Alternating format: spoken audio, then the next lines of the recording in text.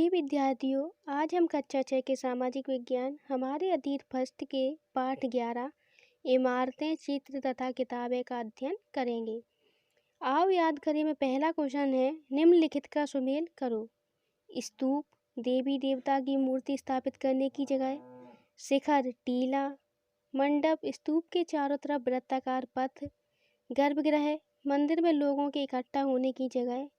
प्रदक्षिणा पथ, गर्भगृह के ऊपर लंबाई में निर्माण। तो इसका उत्तर होगा, स्तूप का होगा टीला, शिखर का होगा गर्भगृह के ऊपर लंबाई में निर्माण, मंडप का होगा मंदिर में लोगों के इकट्ठा होने की जगह, गर्भगृह का होगा देवी देवताओं की मूर्ति स्थापित करने की जगह, प्रदक्षिणा पथ का होगा स्तूप के चारों तरफ वृत्ताकार पथ।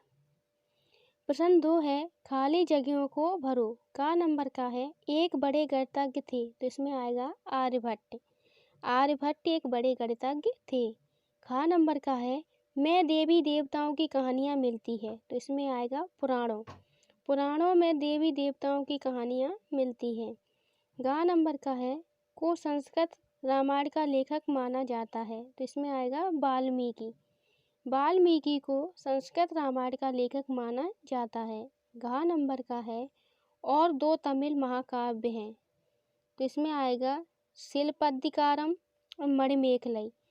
शिलपद्दिकारम और मणिमेखलई 2 तमिल महाकाव्य हैं।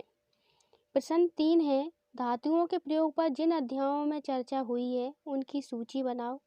धातु से बनी किन किन चीज़ों के बारे में चर्चा हुई है या उन्हें दिखाया गया है। तो इसका उत्तर होगा, जिन अध्यायों में धातु के प्रयोग पर चर्चा हुई है। इधर जिन धातुओं की बनी हुई वस्तुओं की चर्चा अध्यायों में की गई है। तो जिन अध्यायों में धातु के प्रयोग पर चर्चा हुई है उसमें है अध्याय 4 आरंभिक नगर, अध्याय 5 क्या बताती हैं हमें किताबें और कब्रें। और जिन धातुओं को बनी हुई वस्तुओं की चर्चा अध्यायों में की गई है वो है तांबा, सोना, चांदी, लोहा आदि। प्रश्न 4 है, पृष्ठ 130 पर लिखी कहानी को पढ़ो। जिन राजाओं के बारे में तुमने अध्याय 6 और 11 में पढ़ा है उनसे यह बंदर राजा कैसे भिन्न या समान था। तो इसका उत्तर होगा, पृष्ठ 130 पर बंदर राजा की कहानी अध्याय 6 और 11 में दिए गए राजाओं की तरह है। बंदर राजा भी अन्य शासकों की तरह एक विशाल सेना रखता था। वह स्वयं बुद्धिमान, कूटनीतिज्ञ और बहादुर था। वह सही समय पर उचित निर्णय लेने में समर्थ था। जब उसने देखा कि मानव राजा उसके समुदाय को मार डालना चाहता है तो बंदरों के राजा ने अपनी प्रजा को बचाने की एक योजना बनाई। उसने आम के पेड़ की टहनियों को तोड़कर उन्हें आपस में बांधकर नदी पर एक पुल बनाया। इसके एक छोर को वह तब तक पकड़े रहा जब तक कि उसकी सारी प्रजा ने नदी को पार ना कर लिया। वह एक महान राजा था, लेकिन किसी भी रूप में। प्रश्न 5 है, और भी जानकारी इकट्ठी कर किसी महाकाव्य से एक कहानी सुनाओ। तो इसका उत्तर होगा, हमारे महाकाव्य में बहुत सारी कहानियाँ हैं जो हमें प्रभावित करती हैं। वे कहानियाँ आदर्श जीवन के लिए हमारा मार्गदर्शन करती हैं और हमें शिक्षा देती हैं। ऐसे ही महाकाव्य महाभारत और रामायण हैं। ऐसी ही एक कहानी महाभारत महाकाव्य में है। इसमें कौरवों और पांडवों के बीच युद्ध की कहानी है। दोनों ही पक्ष युद्ध जीतने के लिए अपने अपने नाते रिश्तेदारों और अन्य राजाओं को अपने साथ मिलाना चाहते हैं। श्री कृष्ण महान शक्तिशाली और भगवान की शक्तियाँ रखता था। वह दोनों ही पक्षों से संबंधित था, इसलिए दुर्योधन जो कौरवों में सबसे बड़े थे सहायता मांगने के लिए पहुँचे। ठीक उसी दिन पांडवों में से एक अर्जुन भी सहायता मांगने के लिए कृष्ण के पास पहुँचे।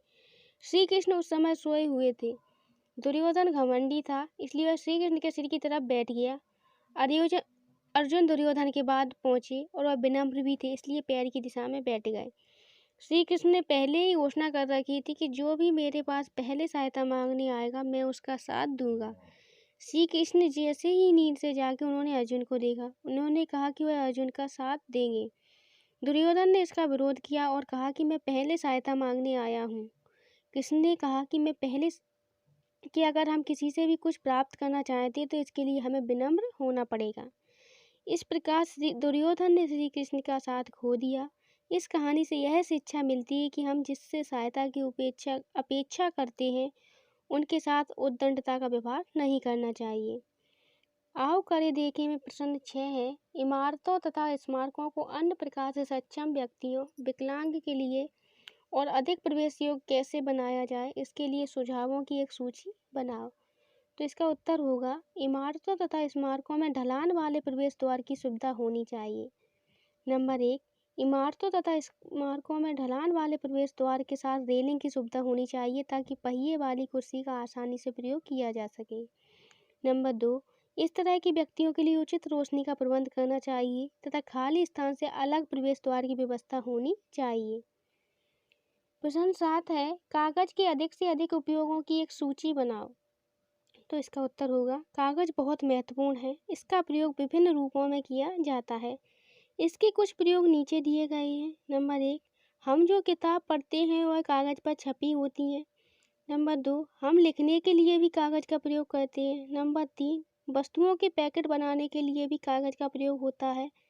नंबर 4, खेल का सामान जैसे कि बनाने में भी कागज का प्रयोग होता है। नंबर 5, कृत्रिम गुलदस्ता बनाने में भी कागज का प्रयोग होता है।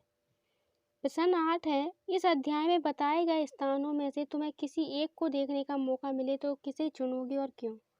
तो इसका उत्तर होगा, मैं मेहरौली दिल्ली को देखना पसंद करूंगा। मैं वहाँ लोह स्तंभ देख सकेगा। यह भारतीय शिल्पकारों की कुशलता का एक अद्भुत उदाहरण है। आश्चर्य की बात यह है कि इतने दिनों के बाद भी इसमें जंग नहीं लगा। इसी परिसर में कुतुब मीनार वास्तव में एक महान स्मारक है। मैं मेहरौली में एक मनोहर स्मारक देख सकूंगा।